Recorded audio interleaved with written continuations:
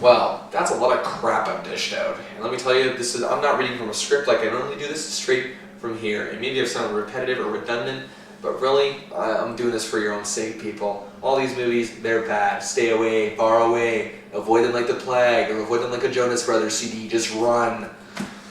Anyway, the number one absolute worst film of 2009, in a year that had quite a few stinkers, is an artistic stinker, if you will, from director Jim Jarmusch, Limits of Control. Now let me tell you people something. When you take a crap, wrap it in silver, and put it in an art gallery, at the end of the day, it's still a decrepit piece of crap, to quote Napoleon Dynamite.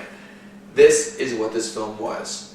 I'm supposed to like it because it was art, apparently, according to some egotistical, pretentious film students who have pictures of Steven Spielberg and Stanley Kubrick and Martin Scorsese hanging on their wall, thinking that they know it all because, hey, they admire them. Listen, I don't have all the answers. I'm just one film critic, but I do have the answer to this. This movie just sucked. It was awful. And I can't believe that the worst film of the year featured Bill Murray, someone who I'm a huge fan of, Tilda Swinton, a great actress, John Hurt, a legend. Why are they here? I mean, Jim Jarmusch has made some very different movies in the past, like Coffee and Cigarettes, very good film. Broken Flowers, really one of Bill Murray's big highlights of his career. But yet, he just wants us to look at this film and give our own interpretations of it. I've had pretentious film student after pretentious film student send me a message. Now basically it surrounds a loner on a criminal job over wherever. And nobody's really by name. I guess some people are saying, you fool, it's about identity. You fool, it's about mentality and the thoughts we have when we make it real. You fool, it's about this. You fool, it's about the Jonas Brothers. I don't know. I'm sorry about another Jonas Brothers reference. The fact of the matter is, this film can be about a million things. And I understand that some movies, you need to draw your own conclusions, especially with indie films like this. You couldn't do it here. I mean, I should be left, I can draw almost any conclusion from an indie film like this, an artistic film like this. I can't do it with Limits of Control. Why? Jim Jarmusch, in my opinion, just got really lazy here. He wanted us, I understand he wants us to make our own interpretations, but you've got to give us one to make, Jimbo, whether it be different or not from what you wanted. The goal of this film is not there. There is no goal. It's just we're supposed to appreciate it because it's artistic. It reminds me of the really horribly uptight Greg Araki films of the early 90s, which were just so ridiculously stupid, but we're supposed to like it because I'm an indie director, damn it, and I'm making art here. Art.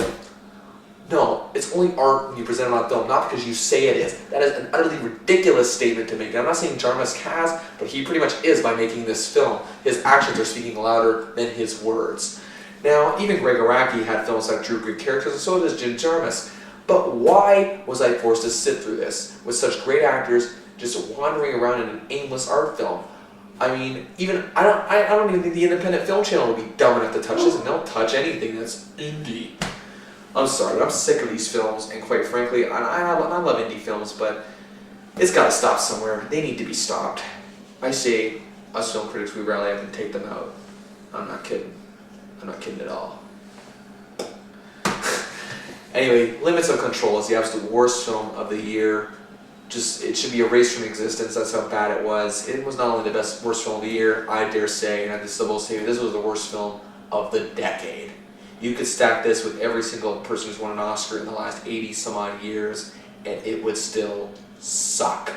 You could put Christopher Walken having a monologue in the middle of nowhere, it would still suck. You could have Louis Guzman steal a scene. Yep, you guessed it, still sucks. You can have Jack Lemmon and Walter Matthau do a comedy routine in the middle of nowhere in some French restaurant. Everybody now. Would still suck. So yes, Limits of Control is the worst film of 2009. And I hope you enjoyed my special The Worst Film of 2009, and I hope you enjoyed my best one as well. Disagree with me? Think I left something out? Agree with me. Then go to my Facebook group, Bill Chasing the Movies. I spelled just how the title in the video is. Give me your feedback, I will respond, but